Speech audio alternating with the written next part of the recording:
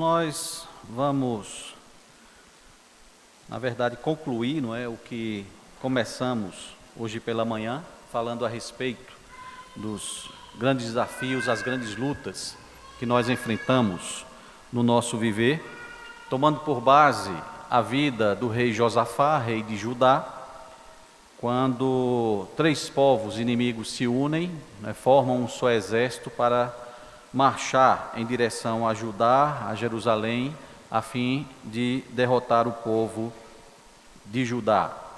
Vimos pela manhã que esses grandes desafios, essas lutas que nós enfrentamos, chegam em tempos de bonança, como estava acontecendo no reinado do rei Josafá. Normalmente vêm precedidas sem aviso, não há um aviso prévio do que vai acontecer. Nos traz o sofrimento pelo fato da ameaça a se colocar um fim na estabilidade que nós tanto lutamos na nossa vida. Pode ocorrer também como fruto de ingratidão, como aconteceu aqui desses povos, e também lança dúvidas a respeito das promessas de Deus para o nosso viver. O principal do que nós vimos hoje pela manhã, o fato de que, por mais fiel que seja um servo do Senhor, assim como foi o rei Josafá, qualquer um de nós podemos estar sujeitos a passar também por essas grandes lutas e grandes tribulações. A diferença está na maneira como nós lidamos, na maneira como nós nos comportamos frente a essas imensas lutas. E é sobre isso que eu gostaria que nós pensássemos agora à noite, ainda com base nesse relato de parte da vida do rei Josafá. Convido a igreja a se colocar de pé para fazermos mais uma vez a leitura no segundo livro de Crônicas, no capítulo 20.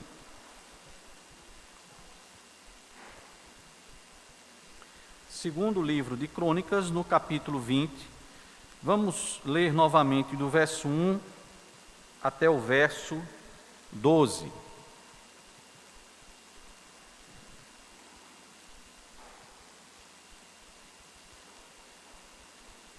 Segundo Crônicas, capítulo 20, do verso 1, vamos adiantar um pouquinho até o versículo 15, ao invés do 12, vamos ler até o 15, a resposta de Deus à oração do rei Josafá. Nos diz assim o texto bíblico: depois disto, os filhos de Moabe e os filhos de Amon, com alguns dos meunitas, vieram à peleja contra Josafá. Então vieram alguns que avisaram a Josafá, dizendo: grande multidão vem contra ti da além do mar e da Síria. Eis que já estão em Azazon-Tamar, que é em Gedi. Então Josafá teve medo e se pôs a buscar ao Senhor. E apregoou o jejum em todo o Judá.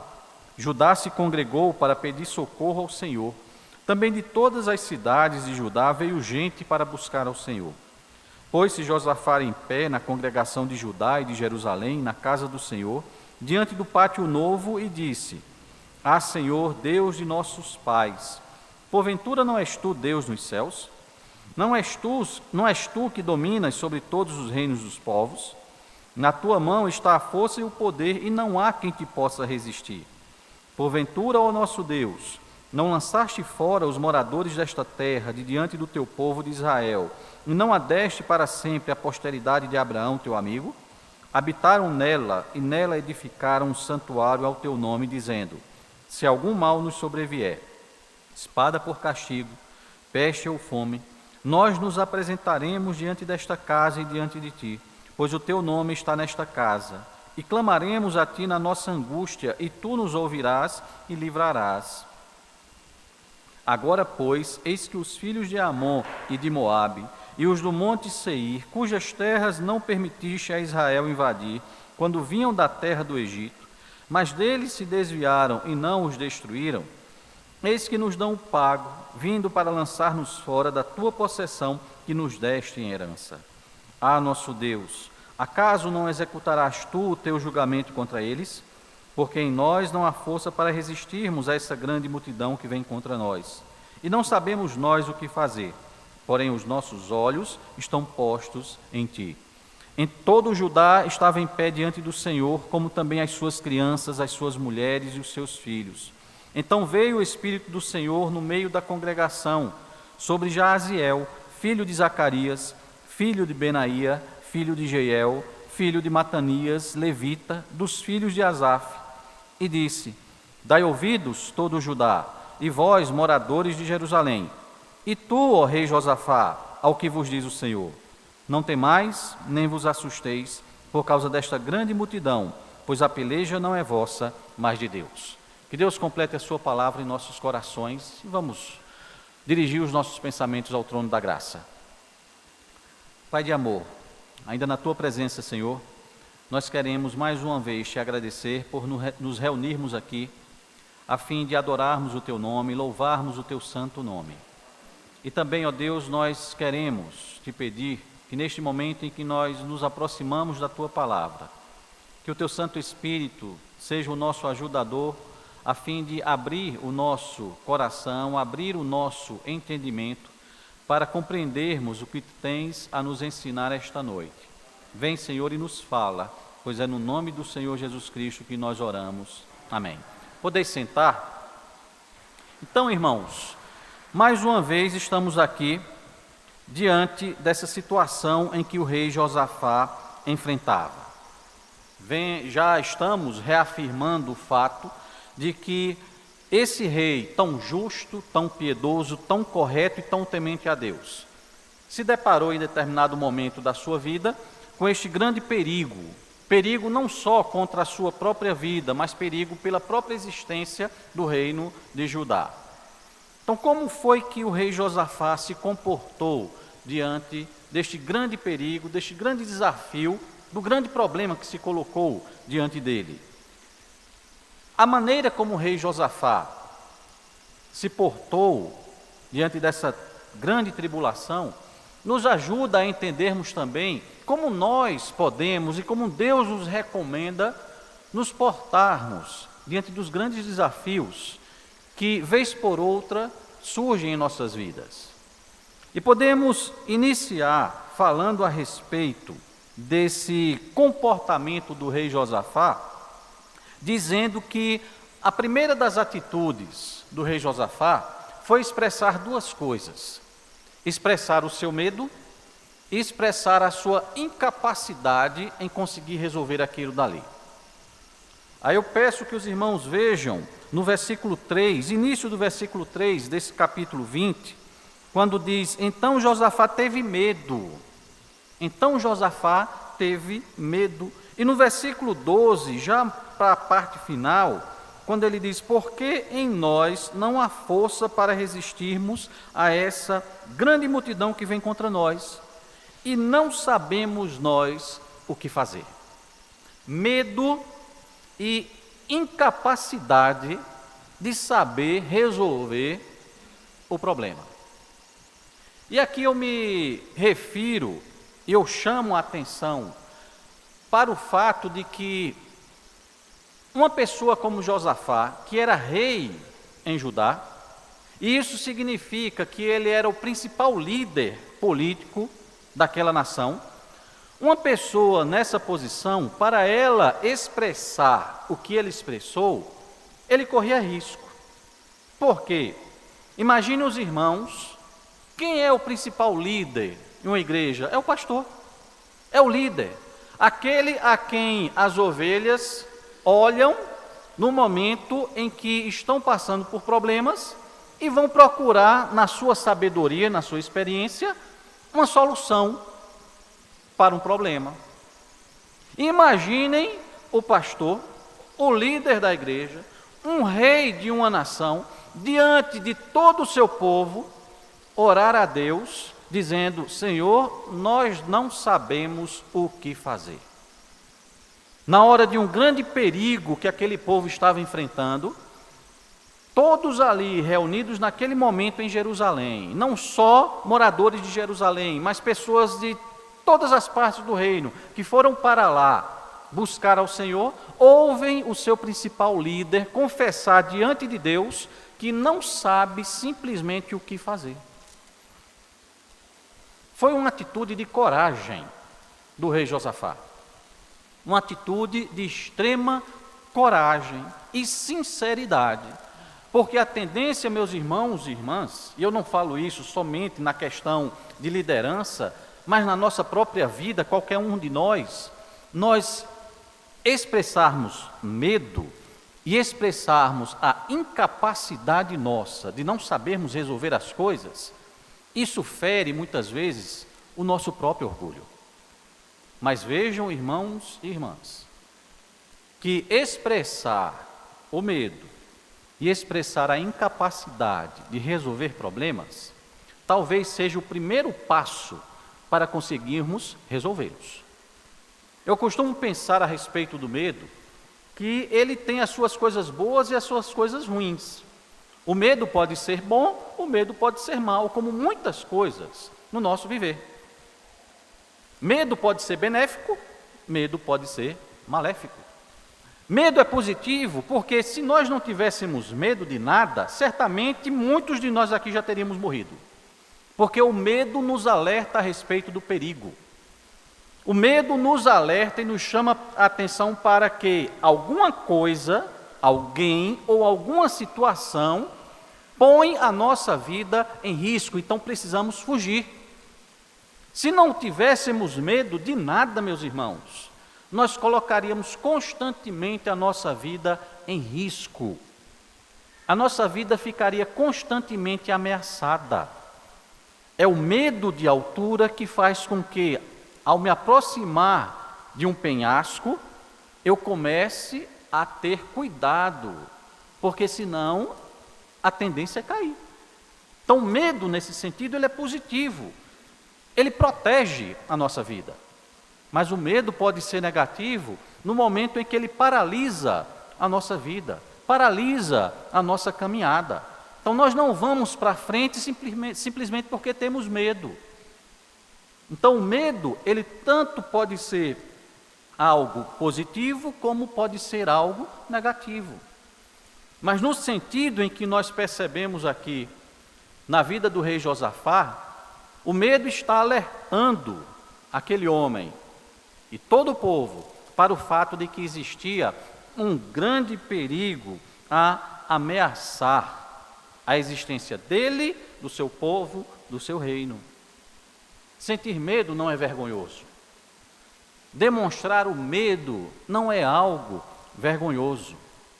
E aqui eu reafirmo, talvez isso seja o primeiro passo para nós conseguirmos resolver o problema que nós estamos enfrentando. Não é vergonhoso expressar o medo que nós sentimos. E aqui Josafá, o rei Josafá, o principal líder daquela nação, ele estava demonstrando a todos que ele estava sentindo medo. E ele vai mais além, ele confessa que não tem solução para aquilo. Demonstrar medo, reconhecer a incapacidade de resolver determinadas coisas, nós podemos colocar na relação entre humildade e soberba. O ser humano é extremamente soberbo. Tem uma tendência de achar que consegue resolver tudo, que tem todo o controle da situação em suas mãos. Muitas pessoas são avessas à questão de Deus, porque imagina que se submeter a Deus é se humilhar, é se envergonhar, e dizem, eu não preciso de Deus, porque eu consigo resolver tudo na minha vida, tenho toda a minha vida sob o meu controle, nas minhas mãos. É a soberba humana. E aqui o que nós encontramos é um rei humilde, que reconhece que não consegue resolver aquela situação. E olhe, meus irmãos e irmãs, que o rei Josafá, ele tinha naquele momento condições de abrir mão dessa humildade e de demonstrar soberba. Por que isso? Vamos lá para o capítulo 17, ainda desse segundo livro de Crônicas. No capítulo 17, do verso 10 até o verso 12, fala-se a respeito do poder que o rei Josafá tinha naquele momento. Fala-se até que os reis vizinhos Eles temiam esse poder de Josafá, ao ponto de ficarem mandando presentes, ofertas, oferendas para ele, como sinal de boa vontade, dizendo: olha, nós não queremos ou não temos nada contra ti, nós queremos ser amigos, porque eles temiam o poder do rei Josafá. Então era um rei poderoso. E do verso 13 até o verso 19, nós vamos encontrar aqui um relato a respeito do tamanho do exército de Josafá. Se fôssemos ler aqui, nós veríamos que alguns números são citados. Fala-se em 300.000 soldados, depois fala-se em 280.000 soldados, depois avança e diz que são mais 200.000 e finalmente fala-se em 200.000 novamente. Se nós fôssemos somar todos esses números, chegaríamos ao resultado de 980.000 soldados sob o comando de Josafá. Meus irmãos, imaginem o que é um exército com 980.000 soldados. É muita gente, é grande. E aqui podem vir algumas perguntas à nossa mente. Se ele tinha um exército de 980.000 soldados, por que ele teve medo dos inimigos? Muito provavelmente porque o exército inimigo era muito maior. Eram 3 povos unidos contra Josafá. E aqui ele poderia dizer, e aqui eu me recordo dessa briga política que nós temos presenciado no nosso país, de um senador da República, de um determinado partido, em que, diante das críticas, das brigas, das lutas que os grupos adversários fazem contra o partido dele, aí ele usou aqueles versos de uma música antiga: pode vir quente que eu estou fervendo. Josafá poderia dizer a mesma coisa aqui. Vocês podem vir que eu tenho 980.000 soldados sob o meu comando. Venham quente porque eu estou fervendo. Não.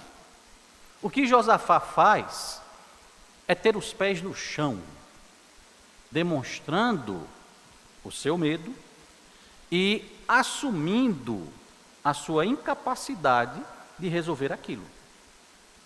E o que é que nós vamos encontrar no texto? Nós vamos ver um rei, do meu ponto de vista, com humildade, ele reconhece: não temos como lutar. É o primeiro passo para buscar alguém que tenha condições de salvá-los. Porque enquanto nós tivermos na nossa cabeça a ideia de que nós sabemos tudo e nós podemos tudo, nós vamos precisar dos outros para quê? Não tem necessidade.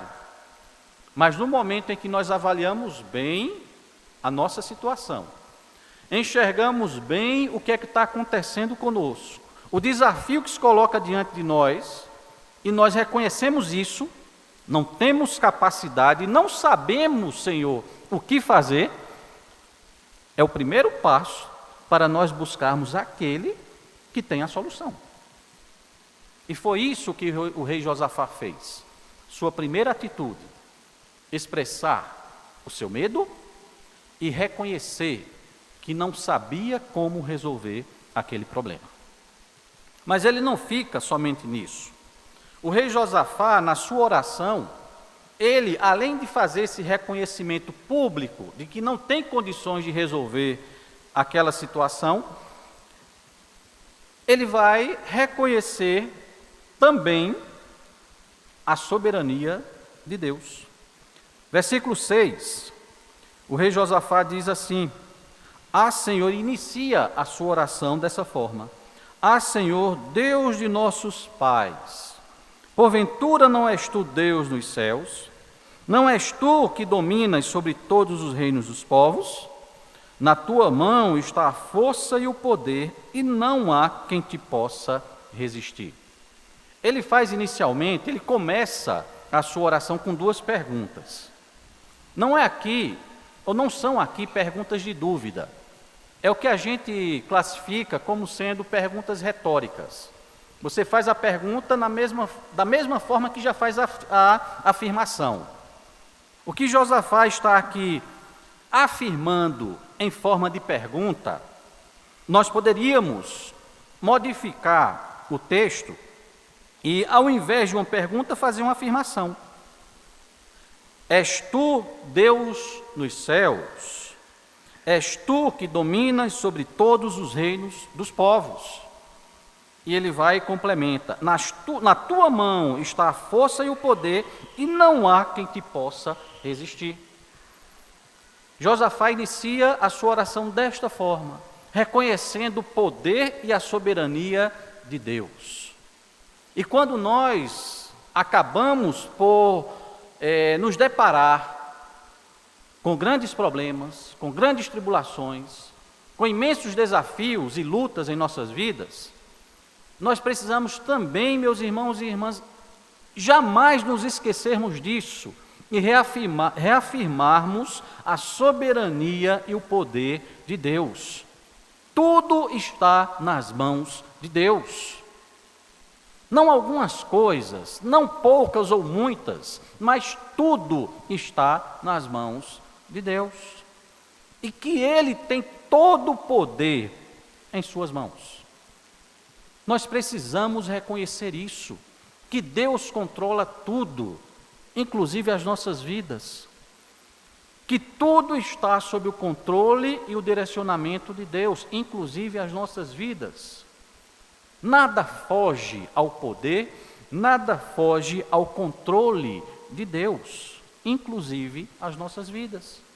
E Josafá aqui reconhece isso, sentindo medo, sentindo-se incapaz de lutar contra aquele exército inimigo, ele começa reconhecendo isso, que Deus tem controle de tudo e que Ele tem poder absoluto sobre tudo e sobre todos. E aqui eu aproveito para afirmar uma coisa. Quando nós falamos a respeito do poder de Deus, parece que nós só nos lembramos de afirmar um sentido disso daí. Quando nós dizemos que Deus é todo-poderoso, nós queremos dizer que Deus pode fazer tudo. Tudo. Se o problema é imenso, Deus tem poder para resolver. Se é uma doença que nos atinge, Deus tem poder para curá-la. Seja o que for, meus irmãos, que tire a paz dos nossos corações, Deus tem poder para resolver. Não é isso que nós afirmamos e cremos? E costumamos dizer isso: Deus tem poder para resolver o problema que você está enfrentando. Mas há uma outra implicação nisso, que muitas vezes nós nos esquecemos. Deus tem poder de fazer qualquer coisa, assim como Deus tem poder de não fazer simplesmente nada, porque Ele é soberano. Ele tem poder de fazer, Ele tem poder de dizer: não vou fazer. E nós precisamos ter consciência disso, nos submetermos à soberania de Deus. A coisa mais óbvia para essa realidade, para nós reconhecermos essa realidade, é quando nós nos deparamos com determinadas situações em que crentes fiéis adoecem. Não é de gripe, não é de dor de cabeça, mas de doenças graves, gravíssimas, em que o médico olha assim e diz: olha, não temos mais o que fazer. Aí a igreja se une em oração em favor da vida daquele irmão, daquela irmã, pedindo a Deus que cure e que restaure a saúde daquela pessoa. E Deus vai lá e cura. Não é isso? Fruto das nossas orações, Deus vai lá, demonstra o seu poder e cura. Do mesmo modo, outro irmãozinho, outra irmãzinha, fiel também, crente, temente a Deus, adoece, é desenganado, e a igreja faz a mesma coisa, se une em oração, em prol da saúde daquele irmão, daquela irmã. E o irmão ou a irmã morre. O que foi que aconteceu? Uma oração foi mais poderosa do que outra? Um irmão era mais digno do que o outro para receber a cura? Não. Como explicamos isso? Soberania de Deus. Deus tem poder para curar, Deus tem o poder e a autoridade para simplesmente dizer, não vou curar.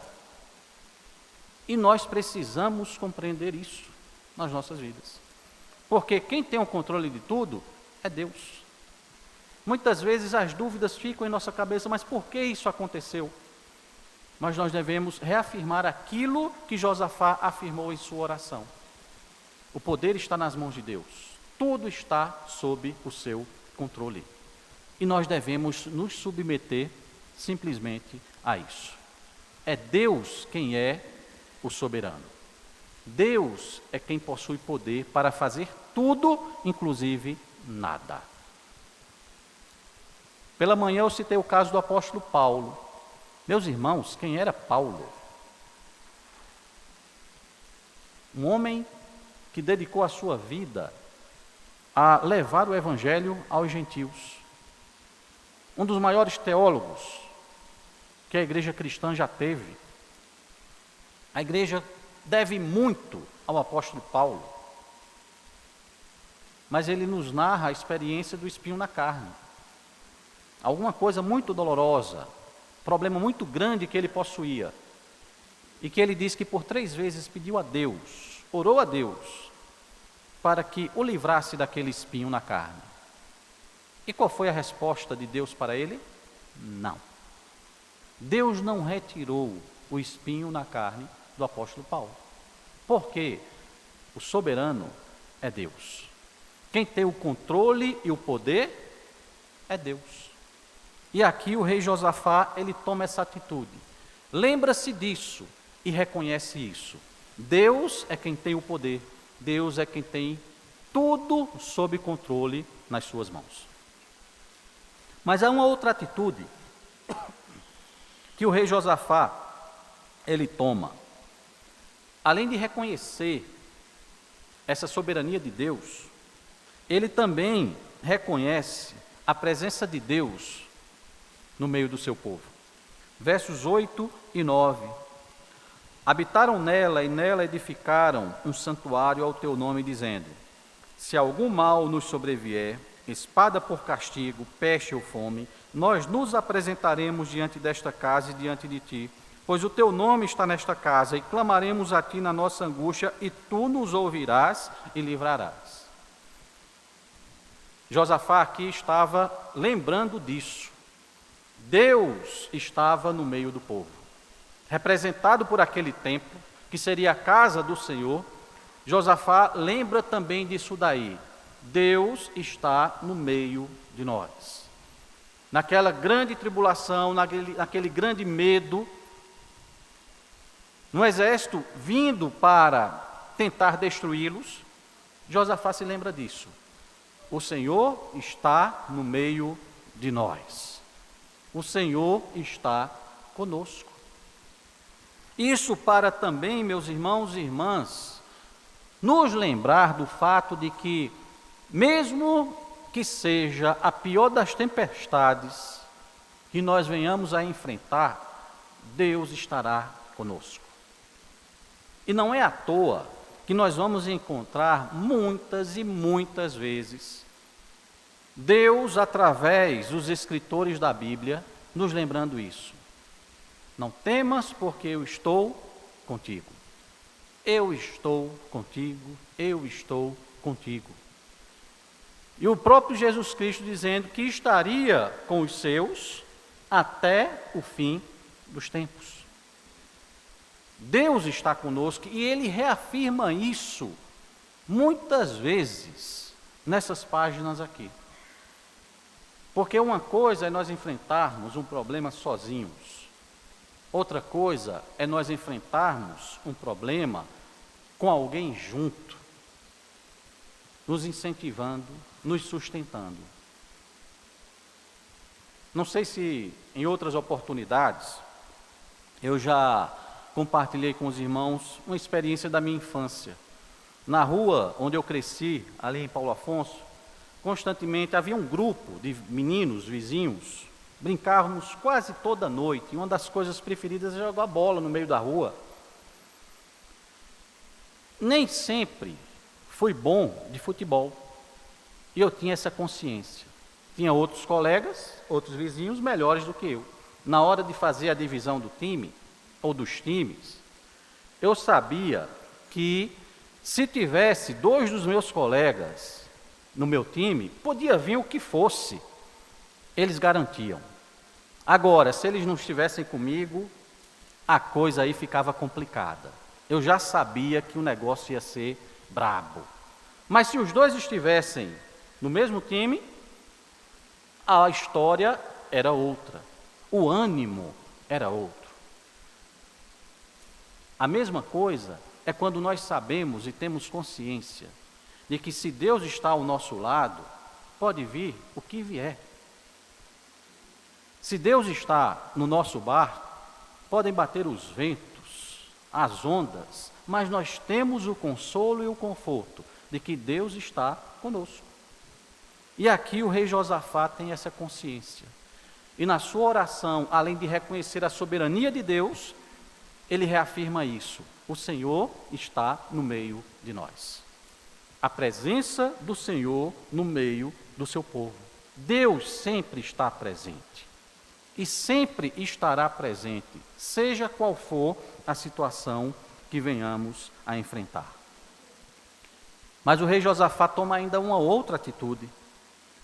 É a crença ou a reafirmação da crença na misericórdia de Deus. No verso 10, quando ele faz referência aos povos de Amon, Moabe e do Monte Seir, ele diz: agora, pois, eis que os filhos de Amon e de Moabe, os do Monte Seir, cujas terras não permitiste a Israel invadir, quando vinham da terra do Egito, mas deles se desviaram e não os destruíram. Ora, meus irmãos, Moabe, Amon e o povo dos montes Seir, o que era que esses povos tinham de tão especial que quando Israel foi conquistar a terra prometida, Deus disse ao povo de Israel: passem ao largo dessas terras, não destruam esses povos, não expulsem esses povos da terra. O que é que tinha de tão especial naqueles povos para Deus ter feito isso lá no passado? E para o rei Josafá fazer referência aqui, falamos de manhã que foi a questão da ingratidão. Vejam como é que eles nos dão o pago agora, vindo agora para nos destruir. Mas quando Josafá faz referência a isso, nos ajuda a entender também a questão da misericórdia de Deus.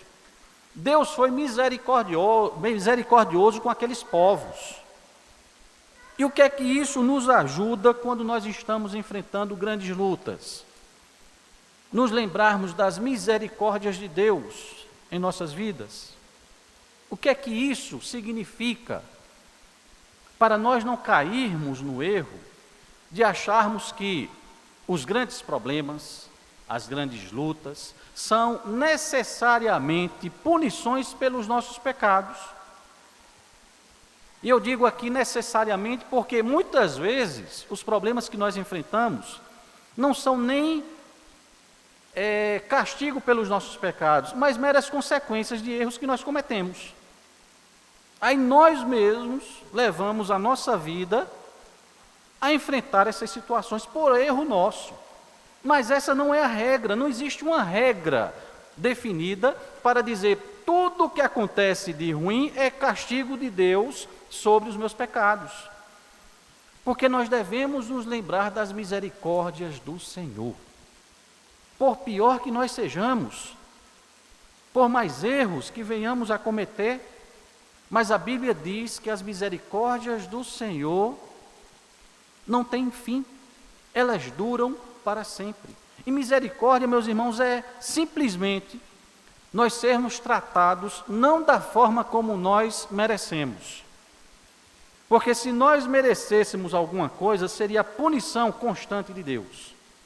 Porque nós erramos constantemente, nós pecamos, somos pecadores. Mas Deus não nos trata de acordo com esses nossos erros. Deus nos trata com a sua misericórdia. Por mais fracos, por mais medrosos, por mais incapazes que nós sejamos, mas Deus olha para cada um de nós com os seus olhos de misericórdia. Assim como Ele poupou aqueles 3 povos lá no passado. Isso é uma prova de como Deus age com misericórdia para com o seu povo. Deus é misericordioso. Porque se nós fôssemos tratados de acordo com aquilo que nós merecíamos, certamente a justiça de Deus já teria dado cabo das nossas vidas há muito tempo. Mas Deus é tão misericordioso que Ele nos trata dessa forma.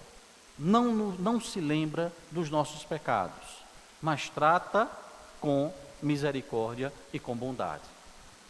Nos lembremos de como Deus é misericordioso. Não merecemos, mas Deus está sempre conosco. Não merecemos, mas Deus nos dá forças para continuarmos seguindo em frente. Não merecemos, mas Deus nos livra dos nossos problemas.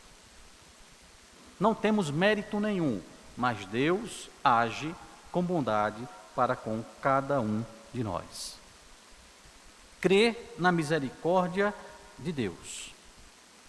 Mas também, Josafá, ele toma uma outra atitude, é da confiança plena em Deus. Versículo 12, quando ele encerra a sua oração, ele fecha aqui a sua oração, ele vai dizer: não há força para resistirmos a essa grande multidão que vem contra nós, e não sabemos nós o que fazer, porém, os nossos olhos estão postos em Ti. Os nossos olhos estão postos em Ti. E o que é viver com os nossos olhos postos em Deus? É esperar tão somente nele. É esperar a solução para as nossas tribulações nele. Esperar a resposta de Deus. Porque Deus responde sim às nossas orações. Deus sempre vai ter algo a nos falar. Deus sempre vai ter algo a nos dizer. E aqui o rei Josafá está confessando isso diante do Senhor. Nós estamos aguardando somente em Ti. Nós estamos esperando. E a nossa fé está em Ti. Nós confiamos que a solução para isso vem de Ti. Os nossos olhos estão postos em Ti. Meus irmãos, tenhamos essa certeza de que Deus, Ele sempre vai dar uma resposta às nossas orações. E o desafio que nós enfrentamos é o de, mesmo em meio a toda a dificuldade, nós continuarmos crendo nisso, de que Deus vai responder de alguma forma. Seja mudando completamente a situação. E aqui eu trago novamente o exemplo do apóstolo Paulo, para reafirmarmos isso. Deus muitas vezes vai responder para nós da mesma forma como respondeu para o apóstolo Paulo, negativamente. Era um sofrimento que o apóstolo Paulo enfrentava. E Deus disse para ele: não tirarei. Mas ficou somente nisso? Não. A resposta de Deus para o apóstolo Paulo foi: a minha graça te basta. Se é para nós continuarmos enfrentando as dores dessa luta, Deus pode até dizer: não vai ser agora que ela vai sumir. Mas tenhamos a certeza de que o que Deus vai nos dar é a sua graça, que é suficiente para conseguirmos a força necessária para continuarmos seguindo em frente. Se Deus não elimina de nós o sofrimento, se Deus não resolve de maneira imediata aquilo que nós enfrentamos de tão problemático nas nossas vidas, tenha certeza, meu irmão e irmã, que Deus vai te dar a graça suficiente para você ter forças para continuar enfrentando essa luta. Porque Deus reafirma para nós aquilo que Ele disse ao apóstolo Paulo: a minha graça te basta. A graça de Deus nos é suficiente para continuarmos seguindo em frente. Porque os nossos olhos estão postos em Deus. A nossa fé, a nossa confiança em Deus. E é dele que virá a nossa salvação. É dele que virá a graça necessária para continuarmos lutando e não desistirmos. Os nossos olhos estão postos em ti. E finalmente, a última atitude do rei Josafá, que eu gostaria de deixar aqui para os irmãos, é o fato de que, por pior que seja a luta, por maior que seja o problema, por maior que seja o sofrimento, nós devemos continuar com a capacidade de louvar. Vejam o que foi que aconteceu. A partir do verso 20, depois que Deus responde ao rei Josafá, no verso 20, o texto bíblico narra o seguinte: pela manhã cedo se levantaram e saíram ao deserto de Tecoa. Ao saírem eles, pôs-se Josafá em pé e disse: ouvi-me, ó Judá, e vós, moradores de Jerusalém, crede no Senhor vosso Deus e estareis seguros. Crede nos seus profetas e prosperareis. Aconselhou-se com o povo e ordenou cantores para o Senhor, que vestidos de ornamentos sagrados e marchando à frente do exército, louvassem a Deus dizendo: rendei graças ao Senhor, porque a sua misericórdia dura para sempre. E aqui um irmão lá da primeira igreja, uma vez ouvindo uma explanação dele, ele disse: foi uma guerra ganha cantando. Porque se fôssemos ler o restante do relato aqui, o exército de Judá nem chegou a lutar. Quando eles chegam no espaço onde seria a batalha, eles percebem que todo o exército inimigo já estava morto. Deus deu um jeito para acabar com aquele exército. E o que foi necessário o povo de Judá fazer? Lutar? Não. Simplesmente cantar. Simplesmente louvar. Uma guerra ganha cantando. Por maior que seja o nosso sofrimento, nós não podemos perder essa capacidade de louvarmos a Deus. E olhe, meus irmãos, e aqui eu chamo a atenção para esse detalhe: o povo de Judá não cantou depois que viu o exército eliminado. Não. Eles cantaram antes de ver o exército inimigo. Ainda, muito provavelmente sentindo medo, na dúvida, rapaz, vamos ver agora esse grande exército, mas antes disso, eles já estavam cantando. E vejam nas palavras, na letra da música: rendei graças ao Senhor, porque a sua misericórdia dura para sempre. O que é render graças? Agradecer. Agradecer. E é isso que nós fazemos quando nós louvamos a Deus. Mesmo no meio da batalha, mesmo no meio da tormenta, quando nós louvamos a Deus, nós já estamos agradecendo a Ele. Nós já estamos reconhecendo que Ele tem poder. Nós estamos exaltando as qualidades de Deus. Mesmo em meio à dor, mesmo em meio à luta, mesmo em meio à tormenta. Não percamos a capacidade de louvarmos a Deus. Diz o adágio popular que quem canta, seus males espanta.